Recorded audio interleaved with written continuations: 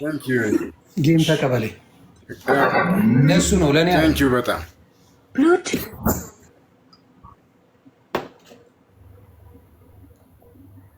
ጌም ሲባል ኔትወርኩ አይገርም። ኔትወርክ የጀመራት ዮኒ ኔትወርክ የጀመራት። አዎ እቺን መስኮት እንድትቀየር አይፈልግም መሰለኝ። ጌሙን ቢያለ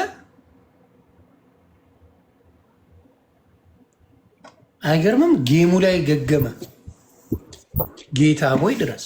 ኧረ ኔትወርክ የጀመረው በስመ አብ ወወልድ ወመንፈስ ቅዱስ። እስካሁን ዝም ብሎ ለምንም አይሆንም የኔትወርክ መስኮቷም ቋጠረች። አይገርምም። ይኸው ጌሙን ገገሙ። አረ በቃ ትቼዋለሁ። ጌሙማ እምቢ አለው በቃ።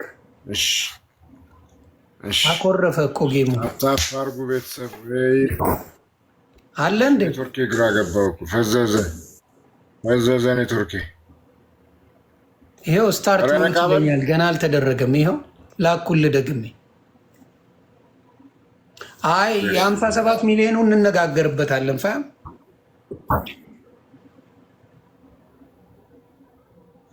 ደነገጠ። 1100 ደነገጠ። ስልኩ ደነገጠ። በቃ እምቢ አለ። በስላሴ ስም ዊዝድሮ ላድርገው። በቃ ካንስል አደረኩት። አሁን ይኸውልህ በደንብ ያወራል። ይኸው ተስተካከለ። ጌታ አሁን ግን ተስተካከለ። አይገርምም? ጌሙ ሲቀር ወይ ጉድ! የሚገርም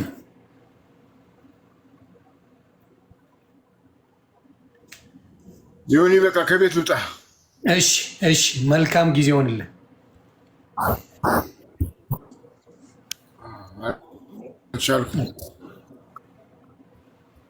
እሺ ወንድሜ፣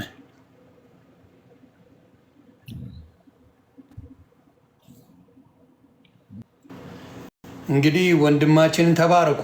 የእናንተም ሀሳብ ነው ይሄ። ወንድማችን ጆከር በውስጥ ና እያለ ነው። ቀን ሲያልፍ ጆከር በውስጥ አውራኝ እያለ ነው። ወንድሞቻችን እህቶቻችን፣ ፍቅሩ አብጤን ይህን ወንድማችንን በቃ ምን እናደርገዋለን? እናግዘዋለን። ይኸው ፍራውል የመንጃ ፈቃድ አስጀምሮታል። ፊራ እግዚአብሔር ይስጥ፣ እግዚአብሔር ይጠብቀ።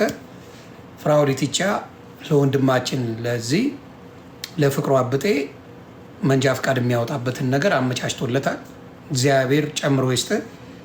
እኛ ደግሞ በአቅማችን በሱ ፔጅ ሄደን ምን እናደርጋለን? በቃ ይህን ወንድም ምን እንዲያገኝ ማን ነው ስሙ? በቃ መኪና እንገዛለን። አንድ ላይ ሆነን በጊፍት በምናምን አግዘን ይህን ወንድም እናደርገዋለን። ፍቅሩ አብጤን ራይድ እንዲሰራ እናደርገዋለን።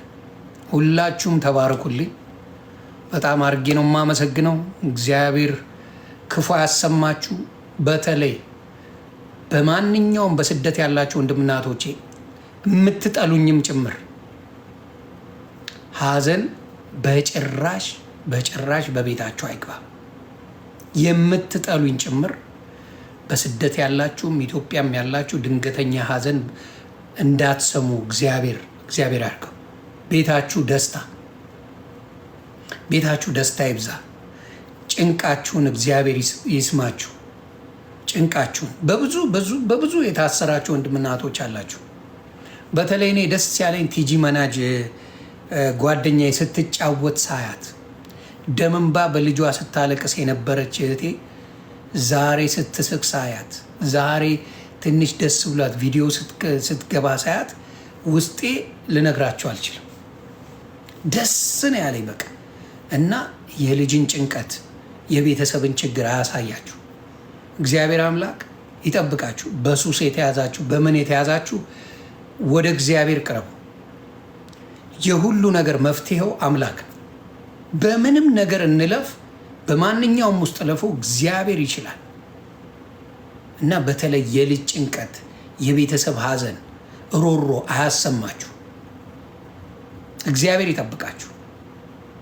በእውነት እግዚአብሔር ይጠብቅ። ጠላት አለኝ ብዬ አላስብም። ጠላት እኔ የለኝም። ግን እንዳልኩት ማናችሁም ኢትዮጵያውያን፣ ኤርትራውያን እግዚአብሔር ይጠብቃችሁ ከዚህ አይነት ነገር።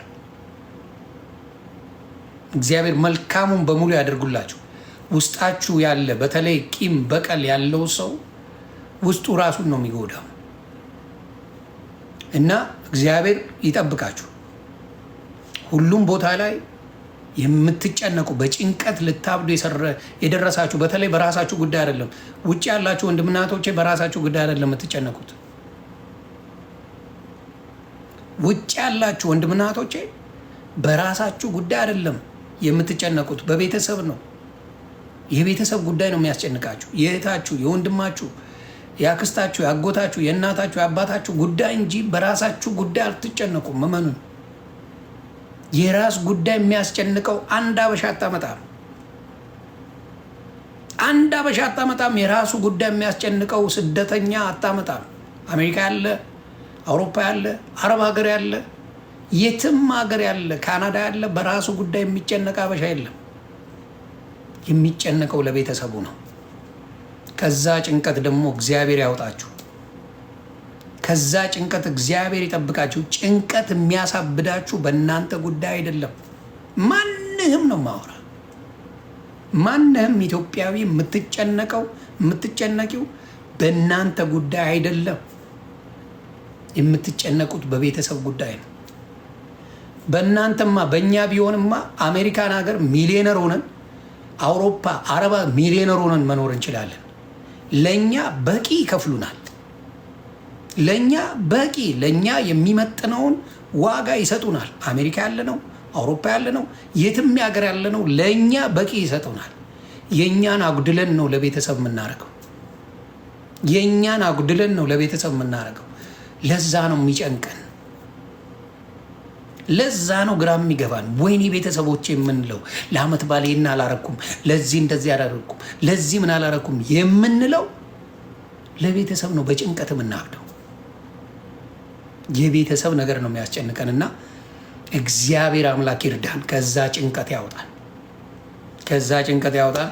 የእኔ ቤተሰቦች እግዚአብሔር ይጠብቃችሁ። ማናችሁ ብትሆኑ ለቤተሰብ እንጂ ለራሱ ብሎ የተጨነቀ የትም ዓለም የሚኖር አንድ ሰው የለም። እስር ቤት ሆኖ ለቤተሰቡ ይጨነቃል። ወይኔ ልጄ እኮ ውጭ ሀገር ነው ያለው ተብሎ ነው። ሆስፒታል ሆኖ ለቤተሰብ ያላረቁም ብሎ የሚጨነቅ ነው ውጭ ያለው። ሆስፒታል ታሞ ተኝቶ ለቤተሰብ ያላረቁም ብሎ የሚጨነቅ ነው እና ይህንን ነገር እግዚአብሔር አስተካክሎ ያሳየን። እውነቴ